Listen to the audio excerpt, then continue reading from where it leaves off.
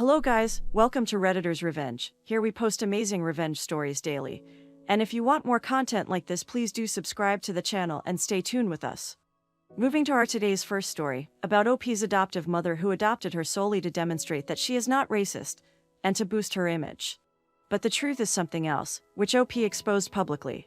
Now story. When my mom entered me into a beauty contest, I did not want to be a part of it. I knew she only did it because my sister had not been accepted. She played the race card and made me take part in it, and I was a crowd favorite. The competition got a lot of media attention by including girls of other races and cultures. She did not enter me in the competition because of love, as I stupidly thought. I thought that for once she had accepted me and wanted to love me. She wanted me to win the prize, under the pretense that it would be for my college. But then I met someone else at the competition who opened my eyes to how what she was doing to me was abuse and gave me the courage to speak up to her. I won and I had to do an interview where I talked about my life story. I told the truth and not the lies she had told me to tell. Her version was that I was starving in Asia, and she visited there, felt sorry for me, then adopted me. Afterward, she nurtured me, giving me everything I wanted, taught me about my culture, and made sure that I lived a good life. The problem with that story is that it is filled with a lot of lies. I told the story that the world needed to hear, even though I knew she would probably follow through with her threat to send me back to Asia if I said anything. But here is the truth about the horror that I went through. Now that I can speak out, I want to expose people like her who adopt children with bad intentions. I do not know my birth name or my true birthday, but I do know that I am 17 years old. I do not know who my birth parents are. They died in a very bad earthquake. At least that is what the adoption agency said. The files were hidden from me by my adoptive mom Barbara. But when I was 12, I stole them because I just wanted to know who I was. She adopted me when I was just 4 years old, brought me to the USA, and raised me. I have 2 siblings, Nina, who is the same age as me, and Josh, who is 13. I do not know when I realized that my mom did not love me. Maybe it was on the days when she would send me to daycare and remain with her kids when she did not go to work. Being a young child wanting some sort of affection, I did not understand that she did not want me. I tried everything I could to be a good daughter to her. I did not bother her when I had any problem, and when I was sick, I would hide it because I knew that she hated when I was needy. My sister was the apple of her eye, and my enemy as I grew up. I will never forget how on my 10th birthday mom sent me to spend the day with my grandma. My grandma was very racist towards me and did not consider me to be her grandchild.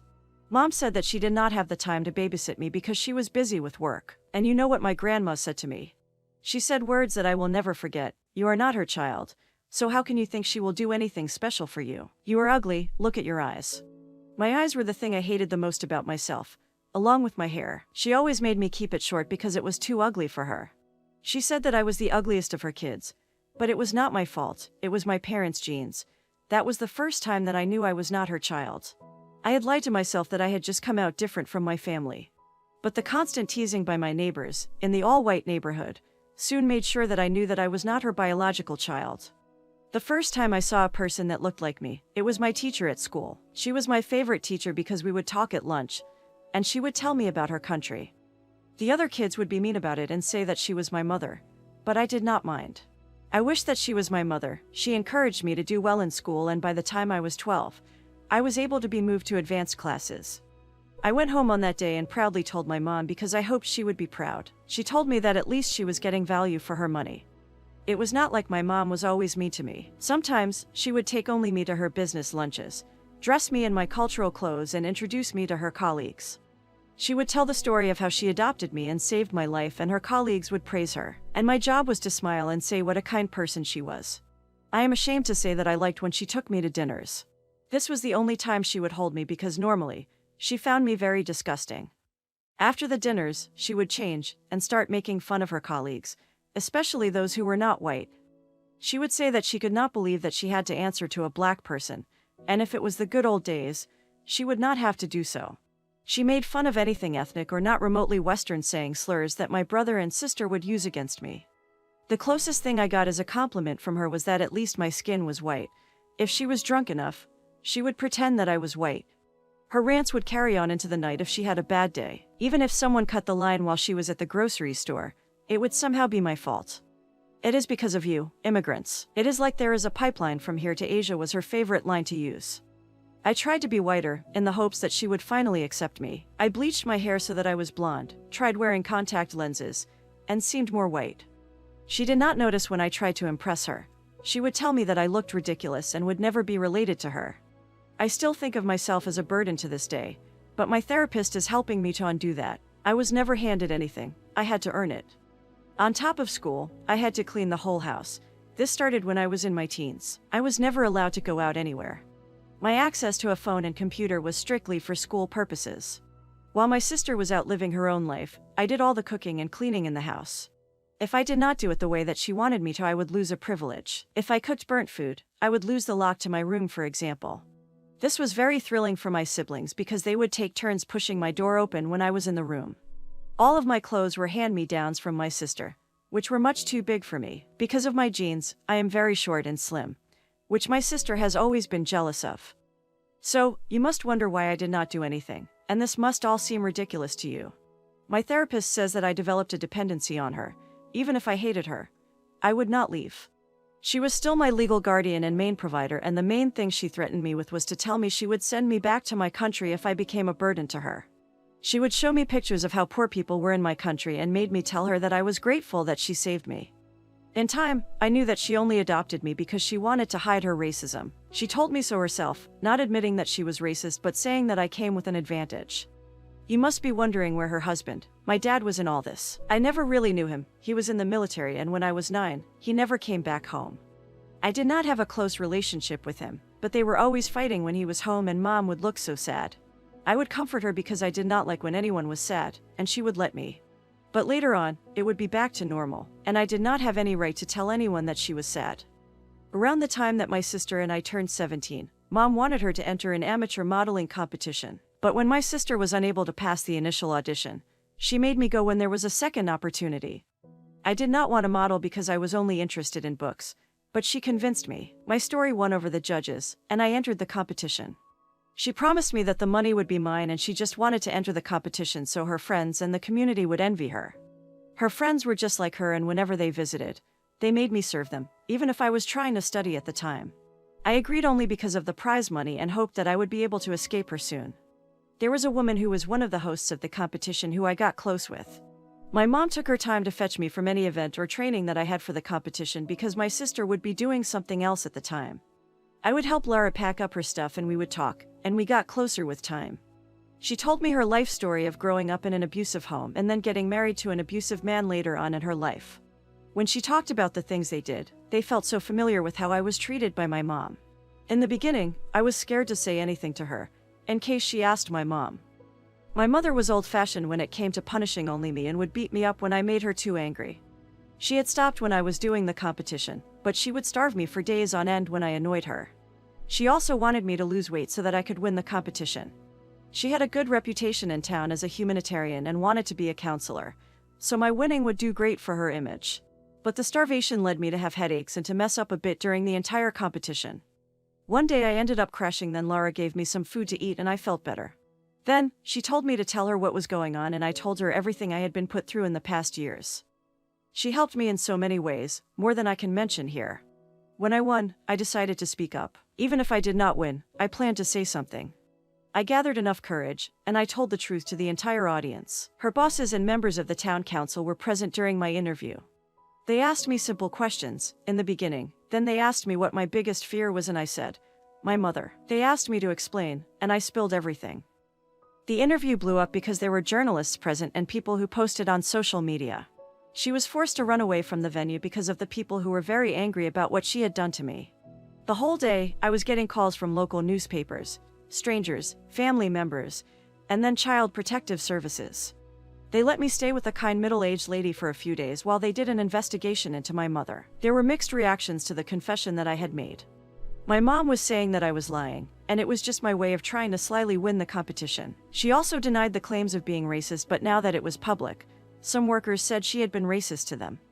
And whenever she was called out for it, she would claim to be the least racist person ever because she had an Asian daughter. She used me to throw people off her unfair treatment of people of color. The city council denied her application to be a counselor because of the allegations against her. I had to sit for multiple interviews with Child Protective Services, giving them my statement and the truth behind my adoption. I was scared that they would send me back to my country because I did not know anyone there or the language, but I managed. The relatives who would call me slurs and not invite me to their children's parties called me nonstop until I had to change my number. They threatened me with all sorts of horrible promises of what they would do to me once the allegations were proven false. My brother and sister chose to stick with her and say that I was never mistreated. The few friends that I had my back, and they told them everything they could. It took a while, with many investigations, but they did not find her to be a fit mother for me. There was a lot of proof and witnesses who never came forward in the beginning because of their fear of her. I was scared, but I felt very empowered to have people support me for once. People insulted her so much on social media and offered me support when I needed it. I started to read up more on abuse and racism because so far, I knew it was what she was doing to me, but I had no idea how harmful it was. When the time came for them to strip her of my custody, I was able to speak up for myself as I had never done before in my life. I did not leave anything out, even the humiliating parts where she once made me stand in the rain because I wanted to dress up in my real cultural clothes for a school event. The disgusting words she called me and the way she would parade me around at work and then spit on me later on. Barbara, as I now call her, had real hate for me from the first day she laid eyes on me. I wish she had just left me in my country, which I have learned is beautiful and multicultural. I hope to go there one day. I plan to use the money I got from winning the competition to go to college. My new foster mom offered to let me stay even after I turned 18 and went off to college. I kept on doing well in my studies and was going to therapy. I still suffer from terrible nightmares because of what she did to me and require weekly sessions. Anyways, once everything had calmed down and Barbara had lost everything that she had, I decided to cash in my prize. The problem was that when I won, the funds had to go to a guardian because I was not of legal age, and unfortunately for me, she had signed for my entrance into the competition. She had cashed in my entire prize and there was nothing the organizers could say again. I worked hard for that competition, and that money was meant to be mine and not hers. But I know that she took it to punish me, and the only way I can get it back is if I sue her. I do not know what to do because that is the only money I have to my name. Now, here is the end of our today's first story. I hope you enjoyed it. And in my opinion, OP's adoptive mother got what she deserves. She simply adopted Opus to make her slave. I hope Opus is doing well and she should sue that witch. Guys, let me know your opinion about this story in the comments section. I would love to read them. So before moving to the next story, please hit the like button and do subscribe to the channel to stay tuned with us for more awesome stories.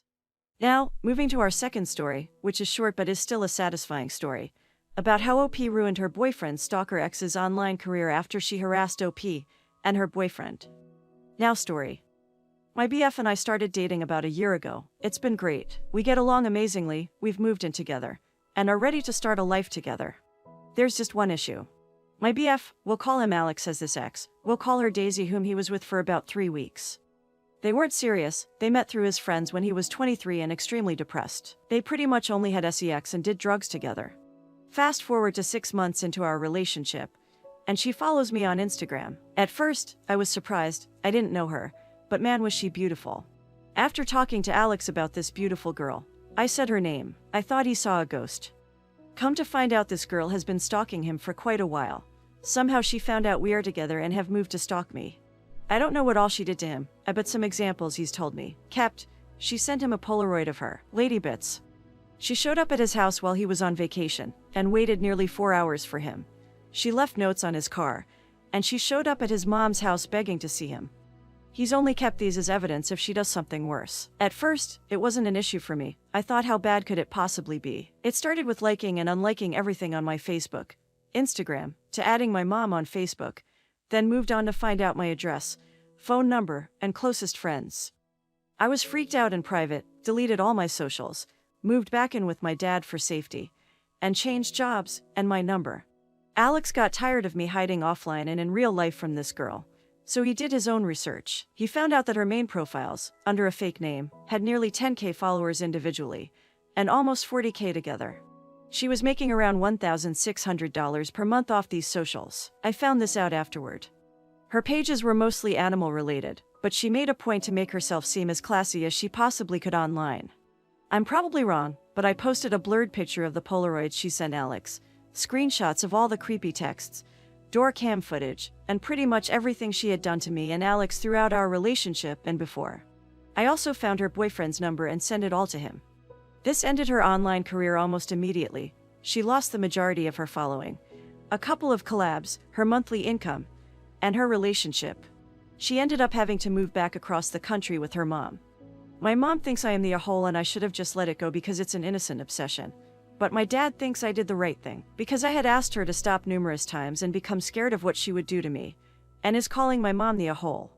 Alex, of course, is supporting me. I don't think I am, but I might be. I feel as if it was getting to the if I can of him no one can point, and the police didn't help because she never actually hurt either of us. So, am I the a-hole for ruining my boyfriend's ex's online career? Now, here is the end of our second story. I hope you enjoyed it, and let me know if you had any stories about your a-hole ex, or you can also share your opinion about the story in the comments section. So before leaving, please hit the like button and do subscribe to the channel to stay tuned with us for more awesome stories.